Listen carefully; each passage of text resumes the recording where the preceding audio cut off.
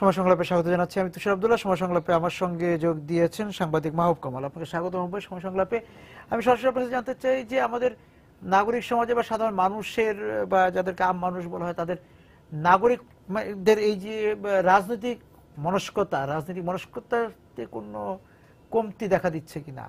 স্বাধীনতার পরে ধারাবাহিক যে ব্যর্থতা, সরকারগুলোর যে ধারাবাহিক ব্যর্থতা, এই ব্যর্থতায় মানুষের মধ্যে এক ধরনের সরকার বিচ্ছিন্নতা তৈরি হয়েছে।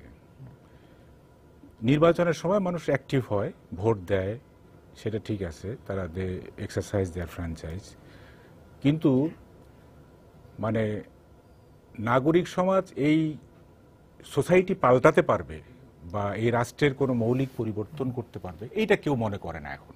আচ্ছা, এটা এক ধরনের অকার্যকর। হ্যাঁ, এটা এবং সত্যি কথা বলতে কি, আগে যেরকম একটা কালেকটিভিজম ছিল সমাজ, সোসাইটিতে সমষ্টিগত একটা ব্যাপার ছিল, এখন সবাই কিন্তু everybody lives in an island, সবাই এক একটা দ্বীপে বাস করছে, বিচ্ছিন্ন দ্বীপে বাস করছি, এবং রাষ্ট্র থেকে এক ধরনের দূরত্ব অনুভব করছি আমরা। এটা নানা কারণে হয়েছে, নাগরিক সমাজ নানা কারণে বিরক্ত। যেমন আমি একটা কথা বলি, এই যে আপনি টক শো করছেন, হোয়াট ইজ দ্য ইউটিলিটি? আমার অফিস থেকে বাসা আমি যদি বাসে যাই তাহলে 10 মিনিট লাগার কথা যদি জ্যাম না থাকে। প্রতিদিন আমাকে 1.5 ঘন্টা বাসে ঠায় দাঁড়িয়ে থাকতে হয় প্রতিদিন। বাসের জন্য?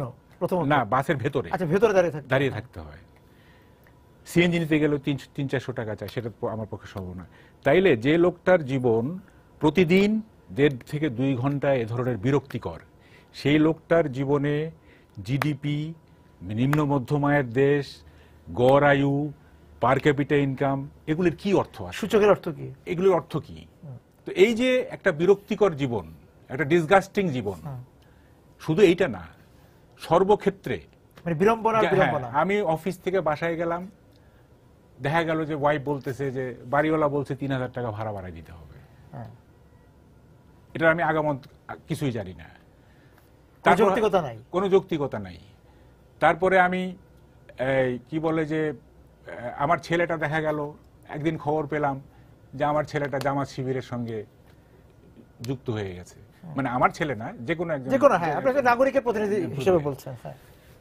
আরেকদিন শুনলাম গ্রাম থেকে ফোন করলো একজনে যে যুবলীগের এক ছেলে আমার চাচাকে অপমান করছে। রাস্তায় নামতেছি, দেখতেছি হুড়াহুড়ি লোকজন, কি ব্যাপার, এখানে গুলি করে একজন লোককে মেরে ফেললো।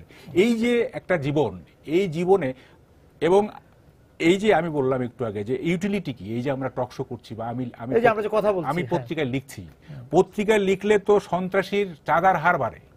আচ্ছা, আপনার মনে আছে? হ্যাঁ, যেমন ধরেন আপনার মনে আছে নিশ্চয়ই, আপনি আর আমি দুজনেই চলতি পত্রে, তখন আমি পিচ্চি শামীমের বিরুদ্ধে একটা লেখা লিখলাম। পিচ্চি শামীমকে মনে আছে নিশ্চয়ই? অবশ্যই। সে ঢাকা ইউনিভার্সিটির 8টা হল তার নিয়ন্ত্রণে থাকতো। তার লিখলাম ঘটনাচক্রে তখন প্রাইম মিনিস্টার শেখ হাসিনার এপিএস হচ্ছেন মুক্তাদির ভাই, রবিউল মুক্তাদির, এপিএস। তো মুক্তাদির ভাই এটা প্রাইম মিনিস্টারকে দেখাইছেন যে দেখেন নেত্রী, এই যে পিচ্চি শামীমের কি অবস্থা। তো নেত্রী শামীমকে ডেকে একটু ধমকাইছে সম্ভবত। একদিন চলতি পত্রে চলে আসলো শামীম, তার দলবল ক্যাডার নিয়ে, পিস্তল টিস্তল নিয়ে। তো আমি তো ভয় পেয়ে গেলাম, আমি তার বিরুদ্ধে লিখছি। সে আমার পা ধরে সালাম করলো যে বস আপনি লিখছেন বলে আপা আমাকে ডাকছে, আপনি লিখছেন বলে আপা আমাকে ডাকছে। তার মানে আমাদের মূল্যবোধটা কোথায় গিয়ে দাঁড়াইছে, যে আমি একজন সন্ত্রাসীর বিরুদ্ধে লিখলাম, এতে তার খ্যাতি বাড়লো, তার চাঁদার হার বাড়লো। সে পত্রিকায় ছবি থাকলে সে বিজনেস কমিউনিটিকে দেখাচ্ছে যে দেখো আমি কত বড় সন্ত্রাসী, আমার ছবি পত্রিকা ছাপা হচ্ছে। আগে 50,000 টাকা দিতে, এখন 1 লাখ টাকা দিতে। আমি প্রমাণিত, হ্যাঁ, আমি প্রমাণিত সন্ত্রাসী, সুতরাং আমাকে টাকা দিতে হবে। তাহলে এই যে আমরা টক শো করতেছি, লিখতেছি, এগুলোর ইউটিলিটি কি? এই রাষ্ট্র মানে ভালো হবে এইটা কেউ আর এখন আর মনে করে না। এটা মানে আই ফার্মলি বিলিভ। হ্যাঁ, মানুষ এক ধরনের স্বপ্ন দেখে, মধুর স্বপ্ন কিন্তু উদ্ভট স্বপ্ন। মানে স্বপ্ন দেখে যে যদি এই ধরনের কোনো প্রাকৃতিক কি বলে আনুকূল্যে অথবা ঈশ্বরের কোনো ব্লেসিংস এর কারণে, অথবা একদিন ইন ওয়ান ফাইন মর্নিং দেখা গেল যে আমাদের রাজনৈতিক নেতৃত্ব ভালো হয়ে গেছে, সবকিছু রিপেয়ার হয়ে গেছে, মানে এক ধরনের মানে কল্পরাজ্যের স্বপ্ন দেখে মানুষ। এইটা মানে এই স্বপ্ন দেখে বা ভরসা রেখে সে মানে টিকে থাকতে চায়, হ্যাঁ, বা সময় অতিক্রম করতে চায়। না, মানুষ সময় অতিক্রম করতে, সময়কে তো আটকে রাখা যাবে না, সময় যেহেতু আটকে রাখা যাবে না, সুতরাং জীবনও আটকে থাকবে না। কিন্তু কথাটা হচ্ছে সে তার বিড়ম্বনাকে ভুলে থাকতে চায়। হ্যাঁ, মানে অনেক সময় আমরা কৃত্রিম ভাবে আনন্দ খুঁজে নেই। যেমন ধরেন ভালো লাগছে না, একটু নাটক দেখে আসি নাটক পাড়ায়, ভালো লাগছে না একটা রবীন্দ্রসঙ্গীত ছেড়ে দিলাম, অথবা ভালো লাগছে না কক্সবাজার থেকে ঘুরে আসলাম। কিন্তু এগুলো কিন্তু মানে সাবলীল না, এগুলি খুব খুব যে একেবারে স্বচ্ছন্দ যে ব্যাপারটা তা কিন্তু না। আমরা 30-40 বছর আগে যে স্বাভাবিক আনন্দ যেটা ছিল, এটা মনে হয় যে কৃত্রিম। মানে আমি বোরিং হয়ে গেছে ঢাকা শহর, এই ইট পাথরের শহর, এই যানজট, একটু কক্সবাজার থেকে ঘুরে আসি। তো এটা ইয়াং জেনারেশনের মধ্যে নিশ্চয়ই তারা বোধহয় খুব সাবলীল ভাবে সেটা উপভোগ করে। আমরা যারা বয়স্ক, আমাদের মধ্যে এখন আর স্বাভাবিক আনন্দ বলে কিছু নেই, আমরা মাঝে মাঝে কৃত্রিম আনন্দ তৈরি করে ভালো থাকতে চাই, এটা আমার ফিলিং আর কি। কিন্তু এই যে কৃত্রিম পদ্ধতিতে শ্বাস প্রশ্বাস কতক্ষণ নেওয়া যায়, মানে সেখান থেকে তোমার স্বাভাবিক জীবনে ফিরে আসতে হবে। স্বাভাবিক জীবনে তো ফিরে আসতেই হবে, কিন্তু এইটার মানে কোনো সিলভার লাইন আমি দেখি না। মানে এই যে ক্লাউডি স্কাই, মানে আপনি মানে কারো উপর ভরসা রাখতে পারছেন না। আমি কোনো ভরসার আমি না, কোনো মানে ভরসার কোনো জায়গা আমি দেখি না। ভালো লাগার কথা বলছিলেন, ভালো থাকার কথা, সেই জায়গায় তো উৎকণ্ঠা আতঙ্কগুলো এসে আরো যন্ত্রণা বাড়িয়ে দেয় নাকি? হ্যাঁ হ্যাঁ, আমরা তো সবসময় প্যানিকের মধ্যে থাকি। মানে কখন কোথায় বোমা ফাটবে, কখন দুই পক্ষের গোলাগুলির মাঝখানে পড়ে যাব, বা কখন রোড অ্যাক্সিডেন্টে মারা যাব, এগুলি তো প্রতিষ্ঠিত অরাজকতা। আমি এটার নাম দিয়েছি প্রতিষ্ঠিত অরাজকতা। মানে যে অ্যানার্কি গুলো এমনভাবে এস্টাবলিশড হয়ে গেছে যে মনে হচ্ছে যে এগুলি নিয়ম। আচ্ছা, মানে বিষয়টা হচ্ছে যে এগুলি স্বাভাবিক মানে আমাদের অনুষঙ্গ হয়ে গেছে আমাদের জীবনে। মানে কে কখন কোথায় কি হচ্ছে আনপ্রেডিক্টেবল। ইট ইজ মানে ক্রিকেটকে বলা হয় যে আনপ্রেডিক্টেবল গেম। মানে চরম অনিশ্চয়তার খেলা। আমি বলছি যে চরম অনিশ্চয়তার জীবনে আমরা আছি। হ্যাঁ, দি life of Bangladeshi people is unpredictable like cricket. এটা কখন কি হবে, এটা আপনি বাসা থেকে বের হচ্ছেন, বাসায় অফিসে আসতে পারবেন কিনা, অফিস থেকে বাসা যেতে পারবো কিনা, এটা আমি সড়ক দুর্ঘটনার কথা বলছেন। আমরা গত কয়েকদিনেই দেখলাম সড়ক দুর্ঘটনায় মানে তাদের সড়ক যেভাবে তারা মারা গিয়েছেন সেভাবে মারা যাওয়ার কথা ছিল না। একটা সোসাইটিতে সাধারণত দুইটা শ্রেণী থাকে, একটা হচ্ছে শাসক শ্রেণী আর একটা হচ্ছে শোষিত শ্রেণী। এই তো শাসিত শ্রেণী। আমাদের এখানে একটা থার্ড শ্রেণী গড়ে উঠছে। আচ্ছা, এই থার্ড শ্রেণীটা হচ্ছে, এটা কারা কারা ফর্ম করলো এই শ্রেণীটা? এরা হচ্ছে সন্ত্রাসী, চাঁদাবাজ, তারপরে আপনার দালাল চক্র, গুন্ডা, বদমাইশ, রেপিস্ট, স্যাডিস্ট, সব মিলে একটা শ্রেণী হয়ে গেল। এবং এটা কিন্তু এই দুই শ্রেণীর মাঝামাঝি একটা শ্রেণী। এবং এই শ্রেণীটা যে উৎপাত, এইটা অস্বাভাবিক পর্যায়ে চলে গেছে। এবং এর থেকে কিন্তু এদেরকে আপনি নিবৃত্ত করতে পারবেন না। আমি তো বলছি এটা একটা সাইকোলজিক্যাল একটা বিশাল প্রবলেম হয়ে গেছে, যেটা বিশদ গবেষণার প্রয়োজন। যেমন ধরেন একজন রেপিস্ট, আপনি রেপিস্টকে রেপ থেকে ফেরাবেন কিভাবে? সে তো এখানে আনন্দ পাচ্ছে, আপনি আনন্দ থেকে তো তাকে ফেরাতে পারবেন না। স্যাডিস্ট, স্যাডিজমের মধ্যে এক ধরনের আনন্দ আছে, তাকে তো স্যাডিস্ট পথ থেকে ফেরাতে পারবেন না। এবং যেমন ধরেন যে আমি বলি রাজন হত্যা, ফর এক্সাম্পল, রাজন হত্যার পরে যে হইচই হলো এবং দেখেন তার হত্যাকারীকে সৌদি আরব থেকে নিয়ে আসলো, শিশু নির্যাতন কি বন্ধ হয়েছে? হয়নি। কারণটা কি? কারণটা হচ্ছে শিশু নির্যাতন এক ধরনের স্যাডিজম, এটা এক ধরনের মানসিক বিকৃতি। এবং এই মানসিক বিকৃতি যাদের আছে, এটা তাদের আনন্দ দেয়। তো আপনি তো আনন্দ থেকে আপনি তাকে ফেরাতে পারবেন না। যেমন এই কি বলে যে দুইটা লোক দাবা খেলছে বা দুইটা লোক তাস খেলছে ফর এক্সাম্পল, বা গান শুনছে, এখন ওয়াইফ বলতেছে তুমি তাড়াতাড়ি বাসায় আসো। উনি তো তাস খেলছেন, উনি তো আনন্দের মধ্যে আছেন, উনি তো তাড়াতাড়ি বাসায় আসবেন না। বা আমি গান শুনছি, আমি তো অন্য কাজে মনোযোগ দিব না, উঠবেন না। তো যে রেপ করছে, যে শিশু নির্যাতন করছে, তারা স্যাডিস্ট। তো স্যাডিজম যার মধ্যে আছে তাদেরকে তো সেখানে ফিরিয়ে আনতে হবে। ফিরে আনা যাবে এইটা, it needs comprehensive research of our mobs, our psychology, our sociology, our society. এটা আমাদের এখন রাজনীতিবিদদের হাতে নাই। এটা কিন্তু it goes beyond the politicians, it goes to the researchers, it goes to the academicians, researchers. এটা রাজনীতিবিদদের মধ্যে আর নাই, জায়গাটা এমন একটা জায়গায় চলে বেরিয়ে গেছে। আপনি যেটা বলছেন সেখানে গবেষণার ব্যাপার আছে, সমাজতত্ত্বের ব্যাপার আছে, কিন্তু সমাজতাত্ত্বিকরা তো বিভিন্ন সময় বিভিন্ন রকম কথা বলছেন এই বিষয়গুলোতে, কিন্তু সেখানে তো রাষ্ট্র কাঠামোটা তো দরকার, তারাই তো রাষ্ট্র কাঠামোটা তৈরি করবে, রাজনীতিবিদরা। না, আপনি তো একটা বেসিক পয়েন্ট আপনি মিস করছেন। আমি মিসিং লিঙ্কটা ধরাই দিচ্ছি আপনাকে। যেমন আপনি গত ৪৪ বছরের শাসনে মানুষের মনস্তত্ত্বে এমন পরিবর্তন এনেছেন যে এমন ডিজেনারেটেড সাইকোলজি। আচ্ছা, যেমন ধরেন দুইটা উপজেলার লোকদের মধ্যে যখন সংঘর্ষ হয় তুচ্ছ ঘটনা নিয়ে, হাউ ডু এক্সপ্লেইন? আমার তো 60s এর মেমোরি আমার এখনো জল সেটা তো সমাজের একটা বড় রকম অবক্ষয় ঘটেছে। হ্যাঁ, সমাজে পুঁজি, ভোগ, লালসা সেগুলির প্রভাব, সীমিত সম্পদ, মানুষ বেশি, ভূমি সংকট, কারাকারি ইত্যাদি। হ্যাঁ, জমির একটা সংকট আছে। তারপর হচ্ছে হঠাৎ কিছু লোকের হাতে টাকা চলে আসছে, অনেক কারণ এটা হয়েছে। এখন এই জায়গাটা থেকে যদি আপনি মানে অতিক্রম করতে চান, প্রথমে ফিরে আসতে হয়। আমি প্রথমে একটা প্রেসক্রিপশন দিব, সেটা হচ্ছে it needs a cultural revolution, একটা সাংস্কৃতিক বিপ্লব লাগবে। আমাদের সংস্কৃতিটাই অনুপস্থিত। হ্যাঁ, আমাদের রাজনীতির মূল সমস্যা কিন্তু রাজনৈতিক না, আমাদের রাজনীতির মূল সমস্যা হচ্ছে সাংস্কৃতিক। যেমন ধরেন দুই নেত্রী কথা বলেন না, it is not a political problem, it is a cultural problem, তাই না? তো এই যে আমাদের বিভিন্ন রাজনৈতিক নেতৃত্বের মধ্যে যে কালচারাল ভ্যাকিউম তৈরি হয়েছে, মানুষের মধ্যে যে কালচারাল ভ্যাকিউম তৈরি হয়েছে, এইটাকে আপনাকে মোল্ড করতে হবে, এটাকে রিশেপ দিতে হবে। এবং এটার জন্য একটা চায়নাতে যেরকম কালচারাল রেভলিউশন হয়েছে, পলিটিক্যাল মুভমেন্টের সাথে সাথে একটা কালচারাল মুভমেন্টের একটা প্রয়োজন আছে এখানে। তা না হলে আপনি এই যে ব্যাপক যে কি বলে যে মানুষের মনস্তাত্ত্বিক যে ডিজেনারেশন, এইটা আপনি আর টেনে তোলা খুবই কষ্টকর। মানে আমাদের সাংস্কৃতিক বিপর্যয় ঘটে গেছে, একটা বিপজ্জনক জায়গায় চলে গেছে। সাংস্কৃতিক বিপ্লব দরকার, কিন্তু এই বিপ্লবটা কিভাবে আসবে? আমাদের তো এই অনুশীলনটা শুরু করতে হবে কোথাও না কোথাও থেকে। শুরুটা কোথায় হবে?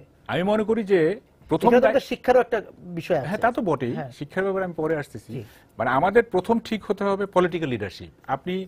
আমি একটু থিওরিটিক্যালি যাই। যে কোনো সোসাইটির স্ট্রাকচার হচ্ছে আপনার ইকোনমি অ্যান্ড পলিটিক্স, বাকি সবগুলো কিন্তু সুপার স্ট্রাকচার। অর্থ এবং রাজনীতি, এইটা হচ্ছে এইটার উপর ভিত্তি করে রিলিজিয়ন বলেন, কালচার বলেন, ম্যানার বলেন, এটিকেট, সবই কিন্তু এইটার উপর ভিত্তি করে হয়। আপনাকে পলিটিক্সটা আগে ঠিক করতে হবে এবং একটা সবকিছু থেকে একটা সিস্টেমে আনতে হবে প্রথমে। যেমন সিস্টেমটা কি জিনিস, যেমন ধরেন একজন ব্যাংকের ধরেন এই ক্যাশিয়ার, সে প্রতিদিন লাখ লাখ টাকা গুনছে না? অবশ্যই গুনছে। সে মনে মনে চোর না?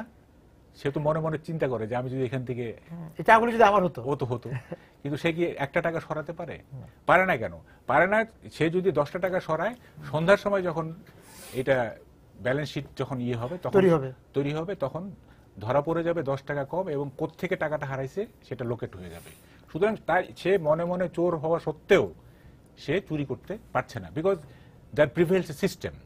তো আপনি তো যে সিস্টেমে দেশটা চলতেছে এখন, এই সিস্টেমে আপনি মানুষ ভালো হওয়ার কোনো সুযোগ নাই। মানুষকে ভালো করতে গেলে কতগুলি তাকে ভালো সিস্টেমের অনুগত করে তুলতে হবে। হ্যাঁ, যেমন ধরেন আমি একটা উদাহরণ দিই। যেমন আমাদের প্রাইম মিনিস্টার, আমাদের যে সংসদীয় গণতন্ত্রের যে প্রধানমন্ত্রী, তিনি অসীম ক্ষমতার অধিকারী, তাই না? এইটা তো আমাদের সংবিধান তাকে দিয়েছে। ওনার যদি ক্ষমতা এত অসীম না হতো, তাহলে সোসাইটিটা একটু অন্যরকম হয়ে যেত, হতো কিনা? ওনার অসীম ক্ষমতার কারণে সোসাইটিটা একরকম। ওনার যদি ক্ষমতা অর্ধেক হতো বা ওনার ক্ষমতা যদি প্রেসিডেন্টের সঙ্গে শেয়ার হতো, অথবা বিরোধী দলেরও যদি এক ধরনের ক্ষমতা এক্সারসাইজ করার সুযোগ থাকতো, তাহলে সোসাইটির চেহারাটা একটু অন্যরকম হতো না? তাইলে একটু অন্যরকম হতো না, হতে বাধ্য।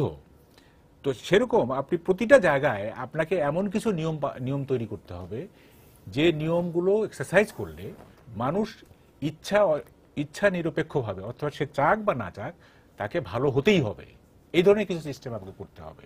এবং এইটা করতে পারবে পলিটিক্যাল লিডারশিপ। আমরা যারা সিভিল সোসাইটি বা আমরা যারা আউট অফ পলিটিক্স, তারা আমরা সাজেশন দিতে পারি, তারা আমরা সাজেস্ট করতে পারি, বা আমরা ওইটার একটা পার্টি হইতে পারি, কিন্তু মূল কাজটা তো করতে হবে রাজনীতিবিদদের। কিন্তু এখানে একটা বলি মাহবুব ভাই, যে রাজনীতিবিদদের কাজটা করতে হবে, কিন্তু রাজনীতিবিদদের এক ধরনের পথ নির্দেশক হিসেবে সবসময় সুশীল সমাজ না বলে আমি বুদ্ধিভিত্তিক শ্রেণীর কথা বলি, তারা দিতেন। তারা কি এখন নিষ্ক্রিয়? আমাদের সিভিল সোসাইটির নিষ্ক্রিয় না, আমাদের সিভিল সোসাইটি খুবই সক্রিয়। আমি একটা ছোট্ট একটু গল্প বলি। আমি কলকাতা দূরদর্শনে একটা নাটক দেখেছিলাম 30 বছর আগে। নাটকটা এরকম, একটা লেফটিস্ট পার্টি তারা গ্রামে গঞ্জে আপনার নাটক দেখিয়ে বেড়ায়, প্রো পিপুল নাটক, সমাজতন্ত্রের পক্ষের নাটক আর কি। তো যাই হোক, তো এক লোক নাটক দেখতে গেছে, নাটকের মধ্যে নাটক কিন্তু। আচ্ছা। তো নাটক দেখতে গেছে, দেখে তো সে ওই নাটকের দেখে, মেসেজ দেখে সে তো উজ্জীবিত, সে এখন বিপ্লবী হয়ে গেছে। সে গ্রামে গিয়ে এক যোদ্ধার মেরে ফেলছে, শ্রেণী শত্রু চিহ্নিত করে মেরে ফেলছে। আচ্ছা, নাটক যেটা দেখেছে সে, হ্যাঁ, বিপ্লবের স্বার্থে ওই নাটক দ্বারা অনুপ্রাণিত হয়ে সে তার এলাকায় গিয়ে এক যোদ্ধারকে মেরে ফেলছে, মানে বিপ্লবী কর্মকাণ্ড করলো সে। তারপর তো তাকে পুলিশ খোঁজে, যখন তাকে পুলিশ খোঁজে তখন সে আইসা ওই নাটক দলের যে ম্যানেজার তার কাছে আসছে যে আমাকে তো ভাই পুলিশ খুঁজতেছে, আমাকে শেল্টার দেন। তখন ওই ম্যানেজার বলতেছে, আরে পাগল, নাটক দেখে অনুপ্রাণিত হয়ে তোমাকে খুন করতে কে বলছে? এটা তো আর্ট ফর আর্ট সেক, শিল্পের জন্য শিল্প। এটা তো আমরা এটা এন্টারটেইনমেন্ট, আমরা নাটক বিনোদন করে আমরা আমাদের এটা জীবিকা নির্বাহের একটা পথ। তোমাকে এটা দ্বারা অনুপ্রাণিত হয়ে মানুষ খুন করতে বলছে কে? তো আমাদের এখানকার যে ধরেন যে বেইলি রোডের যে নাটক পাড়া, অথবা ধরেন যে শিল্পকলার যে নাটক পাড়া, নাটক হচ্ছে, প্রো পিপল নাটক হচ্ছে, কিন্তু সোসাইটিতে ইমপ্লিকেশনটা কি? এটাকে তো আমরা আর্ট ফর আর্ট সেক ধরে নিছি। আচ্ছা, শিল্পের জন্য শিল্প, এটা জীবনের জন্য শিল্প না। একটা ভালো নাটক দেখলে, যেমন আমি কলাম লিখি, অনেকেই আমার লেখা পছন্দ করে এবং প্রশংসা করে ইত্যাদি, কিন্তু আমি জানি যে আমার লেখা দ্বারা সে প্রভাবিত হবে না। সে তার নিজস্ব যে টার্গেট, সেই টার্গেটে যেতে যা কিছু যাবে সে সেভাবেই যাবে। আমার লেখা দ্বারা সে প্রভাবিত হবে, তার মতো করে যাবে। সোসাইটিতে এই জায়গায় চলে আসছে, কারণ আইডিয়ালিজম তো সোসাইটিতে নাই। এগুলো কখন সম্ভব হতো? 60s-এ এটা সম্ভব ছিল, আদর্শগত কোনো পথ নেই, যেহেতু আইডিয়ালিস্টিক সোসাইটি না এটা। সুতরাং আপনি যা কিছু করবেন না, ওইটা বিনোদন, আদর্শিক সমাজ নাই না, ওইটা বিনোদন হবে বড় জোর, ওটা দেখে মানুষ প্লেজার পাবে। কিন্তু আপনি যেটা বলছিলেন যে কৃত্রিম আনন্দ পাওয়া, এক ধরনের কৃত্রিম আনন্দ পাওয়া। তো এই পুরো জিনিসটা, এটা একটা চেইন ইফেক্ট। মানুষ তো ভাবে, মানুষ যখন ভাবতে গিয়ে তো যে আপনি আমি কথা বলতে সেটার সঙ্গে সেদিকে নিজেকে মিলাই নিবে, আপনার কলাম পড়ে মিলাই নিবে, বা অন্য যারা লিখছেন তার সঙ্গে মিলাই নেন, মিলাই নিয়ে অতটুকুই শেয়ার ওটা না। এখানে একটু বলি, কিছু যে হয় না তা না। আচ্ছা, এইটা হয় আপনার ম্যাক্রো লেভেলে, মাইক্রো লেভেলে কিছু হয়। যেমন ধরেন যে আমার একটা লেখা পড়ে বা একটা নাটক দেখে বা একটা দেখে একটা ব্যক্তি বিশেষ অনুপ্রাণিত হলো এবং সে ওটা দ্বারা প্রভাবিত হয়ে কিছু কাজ করলো, এটা হইতে পারে মাইক্রো লেভেলে। কিন্তু ম্যাক্রো লেভেলে আপনার কালেকটিভলি একটা আদর্শ দ্বারা অনুপ্রাণিত হয়ে রাস্তায় নামা, অথবা কোনো দাবি আদায়ের জন্য চাপ প্রয়োগ করা গভর্নমেন্টের কাছে বা সোসাইটিকে চাপ দেওয়া, কালেকটিভ প্রেসার যেটাকে বলি আমরা, সেই কালেকটিভ প্রেসারের জায়গাটা নেই এখন। আমি বিরতিতে যাচ্ছি মাহবুব ভাই, এসে জানতে চাবো যে আপনি তাহলে আমাদের সামনে কোনো আদর্শ নেই, আমরা আদর্শহীন একটি পথে চলছি। অ্যাবসলিউটলি যাচ্ছিলাম, আপনি বলছিলেন যে আমরা আদর্শের পথে নেই, আমাদের সামনে কোনো আদর্শ নেই, তাহলে আমরা আদর্শহীন ভাবে কত দূর যাব, কোথায় যাব? আচ্ছা, এটা খুবই আমার কাছে খুবই ফানি একটা প্রশ্ন মনে হচ্ছে আমার কাছে। এটা এই জন্য যে আদর্শ নেই তা কিন্তু না। আপনি দেখেন, একটা সময় ছিল 60s, 70s, even early 80s পর্যন্ত, Marxism was the trend of the world, সেটা ছিল প্রধান প্রবণতা, বিশেষ করে ইয়াং জেনারেশনের কাছে। তখন কি হতো, একজন ইয়াং ছেলেকে যদি বলা হতো যে তুমি কি করছো, সে বলতো আই এম এ মার্কসিস্ট। মানে এটা একটা গর্ব ছিল। Asia, Africa, Latin America, even আমাদের এই পাক ভারত সাবকন্টিনেন্টে মার্কসিজম একটা ট্রেন্ড ছিল ইয়াং জেনারেশনের মধ্যে। After the debacle of Soviet Union এই জায়গাটা কিন্তু নষ্ট হয়ে গেল। এই জায়গাটা দখল করলো কারা? এই জায়গাটা দখল করলো ইসলামিক ফান্ডামেন্টালিজম। আচ্ছা, এবং এই যে আদর্শ নেই আমি বলবো না, যেমন আইএস এর কোন আদর্শ আছে সেটা হলো ব্যাপার। হ্যাঁ, আইএস এর বিরাট একটা আদর্শ। তারা কি চায়?